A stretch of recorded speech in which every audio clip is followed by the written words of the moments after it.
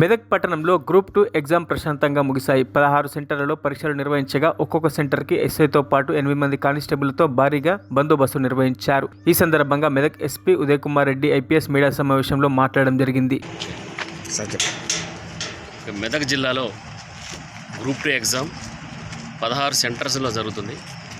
మెదక్లో, తూఫ్రాన్, నర్సాపూర్ ఇవన్నీ కూడా 16 సెంటర్స్ని ఒక 5 రూట్లుగా విభజించి ఒక్కొక్క రూట్కి ఒక్కొక్క రూట్లో ఉన్న 3-4 సెంటర్స్కి ఒక సిఐని ఇన్ఛార్జ్ ఇచ్చి ప్రతి సెంటర్ కూడా ఒక ఎస్ఐ బందోబస్తుగా ప్రతి సెంటర్లో మినిమం ఒక 7-8 మందిని దాంట్లో 2 ఉమెన్ పీసీ ఉండే విధంగా బందోబస్తు చేసి ఇవాళ మార్నింగ్ 6 o'clock నుంచి బందోబస్తు డిప్లాయ్మెంట్ చేయడం జరిగింది. ఎగ్జామ్ 10 గంటలకు స్టార్ట్ అయింది. ఇప్పుడు దాకా జిల్లాలో అంతా పీస్ఫుల్గా ఎగ్జామ్ స్టార్ట్ అయిందంట. పోలీస్ డిపార్ట్మెంటు ఈ ఎవ్రీ ఎగ్జామినేషన్ సెంటర్కి 4 పక్కల బందోబస్తు, తర్వాత లోనకు పోయేవాళ్ళని ప్రాపర్గా ఫిస్కింగ్ చేసి పంపించే విధంగా బందోబస్తు అరేంజ్ చేయడం జరిగింది. మరిన్ని అప్డేట్స్ కోసం మా ఛానల్ని సబ్స్క్రైబ్ చేయండి.